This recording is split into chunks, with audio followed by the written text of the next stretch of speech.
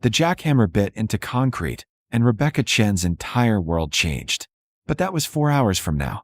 Earlier that morning, Rebecca stood in the parking lot of Morrison and Clark Family Law, holding a manila folder that represented the end of her 12-year marriage. Inside, the divorce decree, signed by Judge Patterson 3 weeks ago. Also inside, the settlement agreement that had made her lawyer wince. "Rebecca, you're entitled to half of everything," Sandra Morrison had said, her reading glasses perched on her nose. "The house alone is worth $700,000. His 401k, the boat, the rental properties, you could walk away with over $1 million. I don't want to fight anymore," Rebecca had whispered. She was 34. She felt 60, so she'd signed. Marcus got the house in Riverside Estates, the boat, the rental properties, his precious 401k, the Audi, the timeshare in Cabo, everything that mattered to him, which had always been everything that looked good to other people. Rebecca got the Toyota with 140,000 miles, $47,000 from their joint savings. And Marcus's lawyer had actually smirked when he'd added this: the garden shed and groundskeeper's cottage at 1847, Oleander Lane. The property had been Marcus's grandmother's. 5 acres of overgrown land on the wrong side of town, near the old railroad tracks. The cottage was a 2-room shack with plumbing that worked sometimes. The garden shed was a crumbling stone structure from the 1920s, its roof half-caved, its floor buried under decades of leaves and debris. "He's being generous," Marcus's lawyer had said. "The property has environmental issues. Probably costs more to demo than it's worth," Sandra had argued. Rebecca had signed. Now she sat in her car, her wheezing, check-engine light Toyota, and counted what she had left. The $47,000 was already spoken for, $12,000 for the security deposit and first month's rent on a studio apartment, $8,000 to pay off the credit card Marcus had maxed out in her name before he left, $15,000 for the lawyer fees. That left $12,000 for everything else. Food, gas, starting over. She worked data entry from home, $16 an hour, no benefits. Before the divorce, Marcus's salary had covered the mortgage, the car payments, the lifestyle. She'd been drowning for 2 years, working 60-hour weeks just to afford the lawyer who'd tell her she was entitled to more than a shed.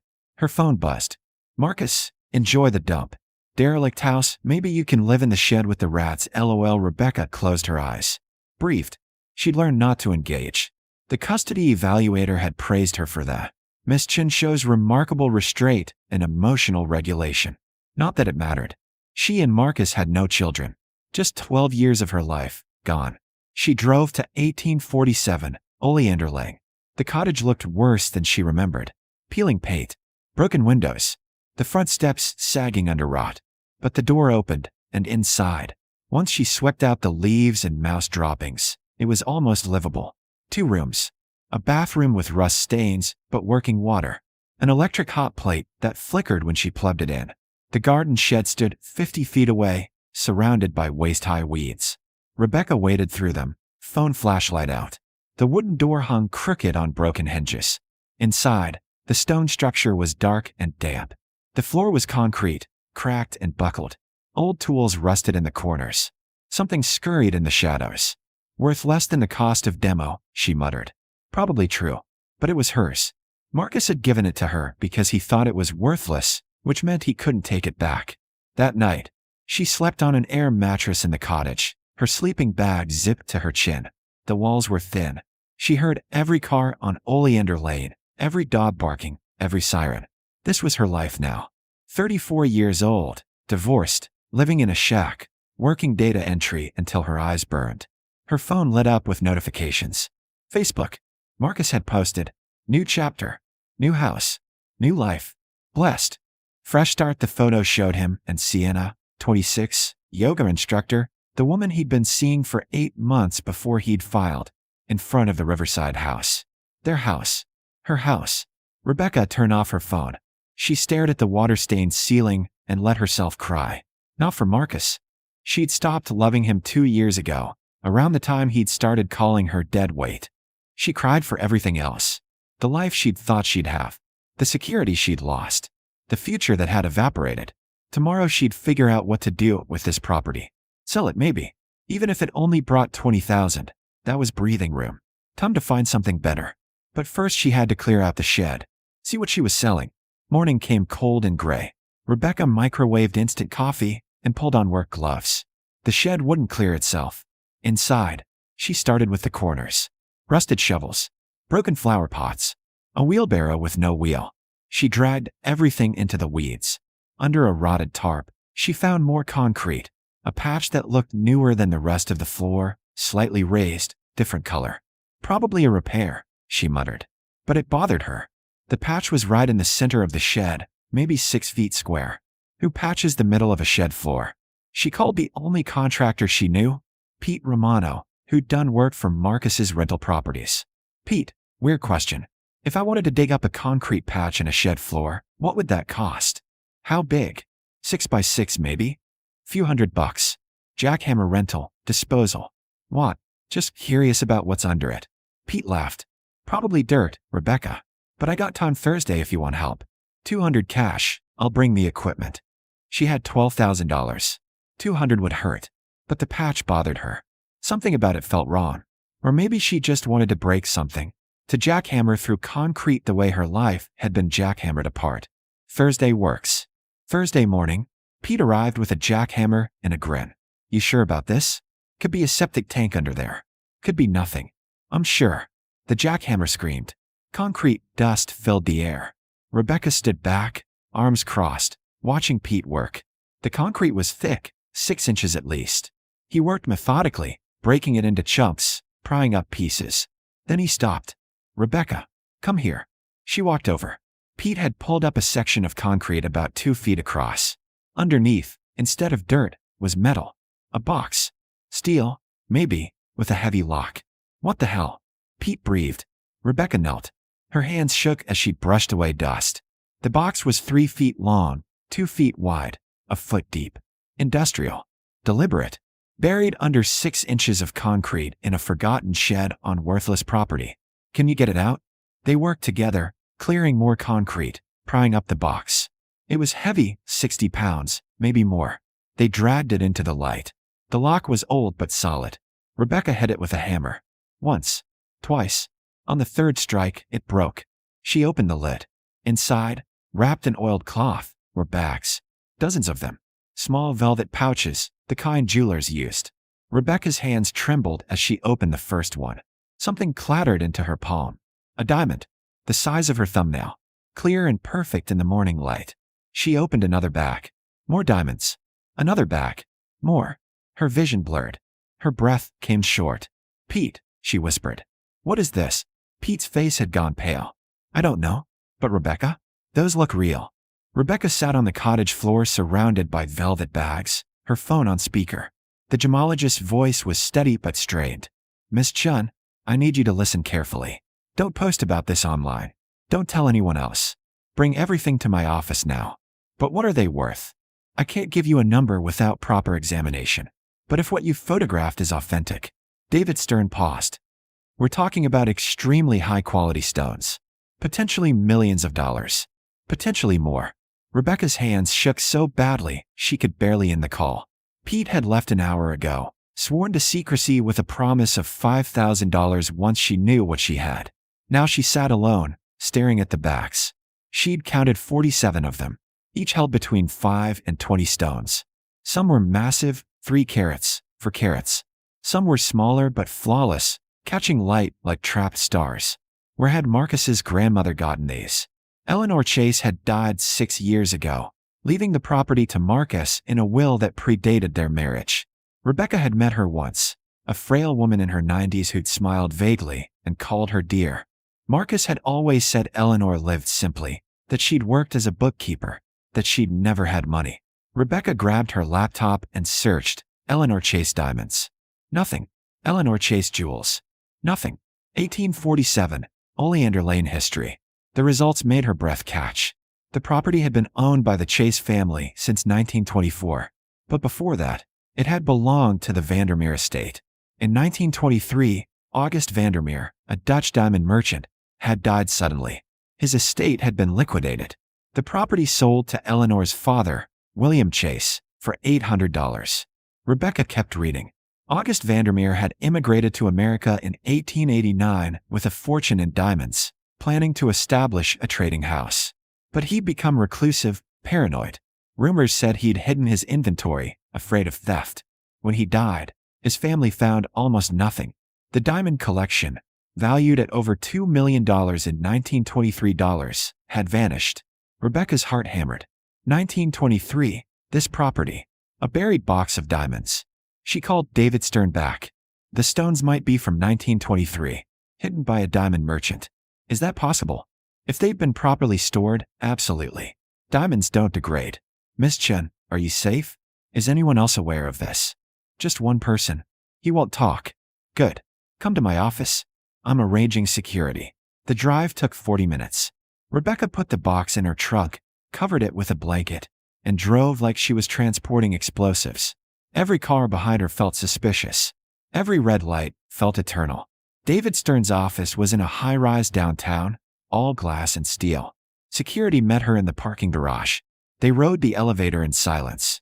In the examination room, David opened the first bag with gloved hands. He used a loupe, a refractometer, a spectroscope. He weighed stones on a precision scale. He didn't speak for 30 minutes. Finally, he looked up. These are natural diamonds. Extraordinary quality. Pre-modern cutting techniques, consistent with early 20th century. No laser inscriptions, no modern treatment. Miss Chen, this is the Vandermeer Collection. It has to be. How much? David pulled out a calculator. His fingers moved across keys. Conservative estimate, assuming average clarity and color across all stones, 300 million. If some of these larger stones are D-color, internally flawless. He met her eyes. 350 million. Possibly more at auction. The room spun. Rebecca gripped the table. 300 million. 350 million. The numbers didn't fit in her brain. They didn't connect to anything real. The legal question, David continued, is ownership. You inherited the property. Anything on that property is yours. But if Vandermeer's heirs have a claim, they don't. Rebecca's voice was hard. I researched. August Vandermeer died without children. His siblings died in the 1940s without heirs. The estate was settled in 1924. This property was legally purchased. Whatever was on it became the buyer's property. David nodded slowly. Then you need a lawyer. A good one. Someone who specializes in high-value assets and estate law. Because Ms. Chen, your ex-husband is going to contest this. Rebecca thought of Marcus. His smirking lawyer. The settlement agreement. The garden shed and groundskeeper's cottage at 1847 Oleander Lane. He gave it to me, she said. He signed papers. Judge Patterson approved the settlement. He'll argue he didn't know what was there.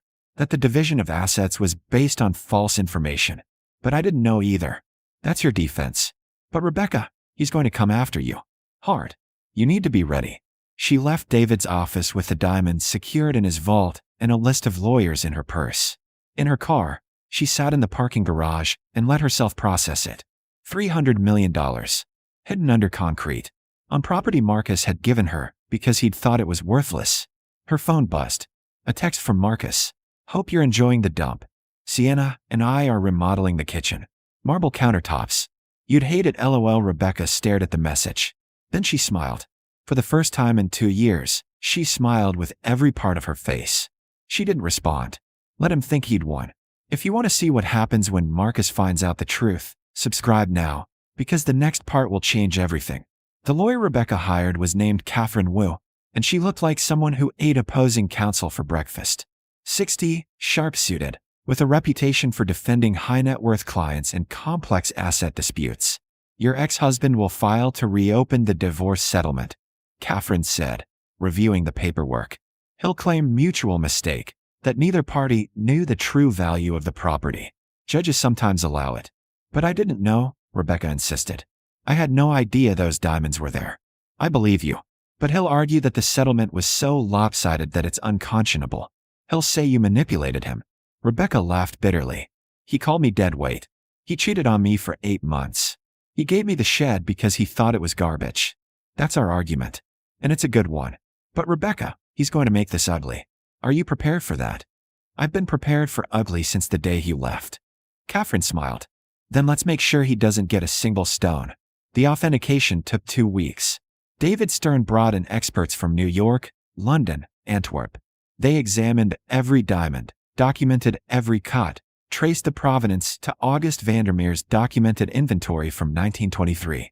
The final appraisal came back at $334 million. $334 million. In diamonds, buried under concrete, on property Rebecca owned free and clear. The news leaked, of course. Someone at the auction house talked to someone at a trade publication. Within 48 hours, the story was everywhere. Local woman discovers $334 million diamond hoard in garden shed. Rebecca's phone exploded. News requests, interview offers, long-lost cousins she'd never heard of. And, inevitably, Marcus. He showed up at the cottage on a Tuesday morning, driving his Audi, Sienna, in the passenger seat. Rebecca. He climbed out, all smiles, like the last 2 years hadn't happened. Can you believe this? The diamonds. I always knew Grandma Eleanor was secretive, but this? Get off my property. His smile faltered. Rebecca, come on. We need to talk about this. Those diamonds were my grandmother's, and she left the property to you, and you gave it to me. In writing. Approved by a judge. I didn't know what was there. Neither did I. Marcus's face darkened. The smile was gone. This was the Marcus she knew, cold, calculating, mean. You think you're going to keep all of it? You? You're nobody, Rebecca. You're a data entry clerk living in a shack. You can't handle this. You'll be robbed. Scammed. You need help.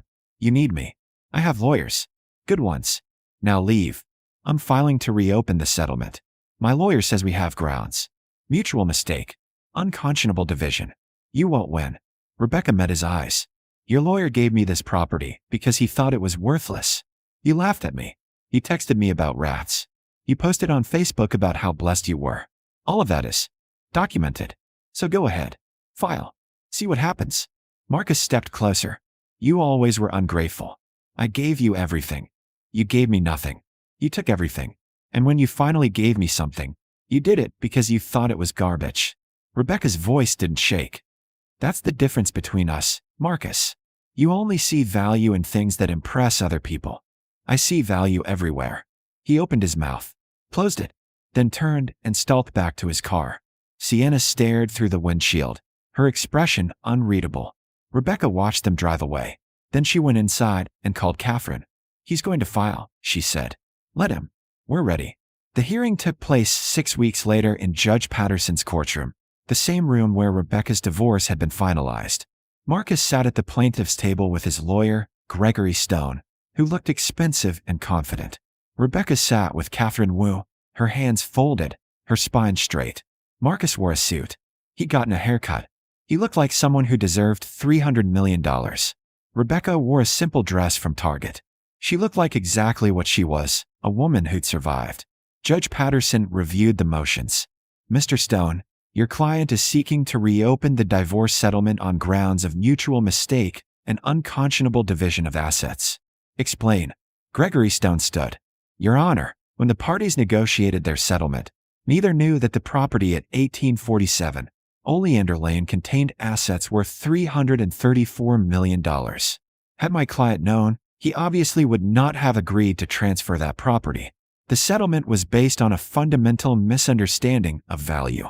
We asked the court to void the transfer and equitably redistribute all marital assets. Judge Patterson looked at Catherine. Response. Catherine stood slowly. Your Honor, Mr. Chase is asking you to reward his own contempt and ignorance. He gave my client that property specifically because he believed it was worthless. He mocked her for accepting it. He texted her about rats. He posted on social media about how blessed he was to escape a dump. All of this is documented. She pulled out her phone, tapped it. Here's a text from Mr. Chase, sent the day the settlement was finalized. Enjoy the dump. Maybe you can live in the shed with the rats, LOL. Judge Patterson's expression didn't change, but something flickered in her eyes. Catherine continued. Miss Chen did not know about the diamonds either. She discovered them weeks after the settlement was finalized, during routine property maintenance. The mutual mistake doctrine doesn't apply when one party deliberately chooses assets based on perceived value and is simply wrong about that value. Mr. Chase made a calculated decision. He wanted the house, the boat, the properties that looked good. He gave Ms. Chen what he considered garbage. The fact that garbage turned out to be treasure is not grounds to undo a legal settlement. Gregory Stone stood again. Your Honor, the disparity is simply too great. $334 million versus less than $2 million in other assets. No court would find that equitable. No court would find it equitable, Catherine shot back, because Mr. Chase negotiated in bad faith from the beginning. My client was entitled to half of all marital assets, at least $1 million. Mr. Chase's lawyer advised her she could fight for that. She chose not to, because she was exhausted, traumatized, and wanted the divorce to end. Mr. Chase exploited that exhaustion. He took everything and gave her scraps. The fact that the scraps turned out to be valuable is poetic justice, not legal error. Judge Patterson held up a hand. Here's my question, Miss Chen. Did you have any knowledge of the diamonds before the settlement was finalized? Rebecca stood. Her voice was steady. No, Your Honor. I'd only been to that property twice, briefly, years ago. I didn't know anything was buried there. And Mr. Chase, did you have any knowledge? Marcus stood. No, Your Honor. My grandmother never mentioned anything. If you'd known, Judge Patterson interrupted. You would have kept the property, obviously, but you didn't know. Neither party knew. The settlement was negotiated, signed, and finalized. Both parties were represented by counsel. Both parties signed voluntarily. The fact that one asset turned out to be dramatically more valuable than anticipated is unfortunate for you, Mr. Chase, but it's not grounds to void a legal settlement. She closed the folder. Motion denied. Gregory Stone's face went red. Your Honor, we'll appeal. You can appeal all you want, Mr. Stone, but I'm not going to penalize Ms. Chen for your client's arrogance. He thought he was giving her garbage. He was wrong. Case closed. The gavel fell. Rebecca exhaled. Catherine squeezed her hand under the table. Across the aisle, Marcus stared straight ahead, his jaw tight, his hands clenched. Outside the courthouse, Catherine turned to Rebecca. He'll appeal. It'll take time, but you'll win. Judge Patterson was right. He negotiated in bad faith and lost. No appellate court will overturn that. How long? 6 months. Maybe a year. But Rebecca, you should start planning. What do you want to do with $334 million? Rebecca looked up at the sky. Clouds moved slowly overhead. 6 months ago, she'd been standing in a parking lot holding divorce papers, calculating whether she could afford rent. Now she was planning what to do with the fortune. I want to help people, she said quietly. Women like me, who get left with nothing, who work themselves to exhaustion and still can't get ahead. Catherine smiled. Then let's build something. A foundation, legal aid, housing assistance, whatever you want. I want to call it the Eleanor Chase Foundation, after Marcus's grandmother. She hid those diamonds for a reason. Maybe she knew someday they'd help someone who needed them. That's beautiful. Rebecca went home, not to the cottage anymore, but to a small house she'd purchased in a quiet neighborhood. 3 bedrooms, a yard, mortgage paid in cash. She still worked data entry some days, just because it felt good to have a routine. But mostly she worked with Catherine and a team of advisors, planning the foundation, setting up trusts, organizing the sale of the diamonds. Sotheby's handled the auction. It took place over 3 days in New York, broadcast internationally. Collectors from Dubai, Hong Kong, London competed for the Vandermeer stones. The largest diamond, a 14-carat flawless D-color stone they'd named the Eleanor, sold for $42 million alone. Total proceeds, $347 million, after fees. Rebecca watched from a hotel room, Catherine beside her, both of them stunned into silence as the numbers climbed. When the final gavel fell, Rebecca cried. Not from joy, though there was joy. Not from relief, though there was relief. She cried because Eleanor Chase, a bookkeeper who'd lived simply, who'd died quietly, who'd left a worthless property to a grandson who'd never appreciated her, had given Rebecca something Marcus never could, a chance to rewrite her story. 6 months later, the Eleanor Chase Foundation opened its doors. It offered legal aid to women in divorce proceedings who couldn't afford quality representation. It provided emergency housing grants. It funded job training, education, childcare. In the first year, it helped 847 women escape situations like Rebecca's. Marcus's appeal was denied, then denied again. Finally, 18 months after the original hearing, his lawyer stopped filing motions. The diamonds were Rebecca's, legally and permanently. She never spoke to Marcus again. She heard through mutual acquaintances that he and Sienna had broken up, that he'd lost money in a bad investment, that he was bitter and angry and blamed everyone but himself. Rebecca didn't care. She'd stopped defining herself by Marcus's failures the moment Judge Patterson's gavel had fallen. On the 2-year anniversary of the divorce, Rebecca drove out to 1847 Oleander Lane. She'd kept the property, had the cottage renovated, turned the garden shed into a small museum. Inside, in a glass case, sat a replica of the steel box and a single 1-carat diamond, the only stone she'd kept. A plaque read, "The Vandermeer Collection, discovered 2024, hidden for a century, found by someone who knew how to see value where others saw nothing." Rebecca stood in the shed, running her fingers over the glass case. Outside, birds sang. Sun streamed through the repaired roof. The floor was smooth concrete now, no cracks, no patches, just solid ground. Her phone buzzed. A text from Catherine. Foundation just hit 1,000 women helped. Eleanor would be proud. Rebecca smiled. She looked around the shed, at the stone walls that had held a secret for so long, and felt something she hadn't felt in years. Gratitude. Not for the money, though the money mattered. Gratitude for the reminder that being overlooked wasn't the same as being worthless, that what others dismissed as garbage could change the world. That women, like her, exhausted, underestimated, invisible, could build empires from scraps. She locked the shed and walked to her car. She had a foundation to run, women to help, a life to build. And somewhere, she liked to think, Eleanor Chase was smiling. Because in the end, the worthless shed had been worth everything.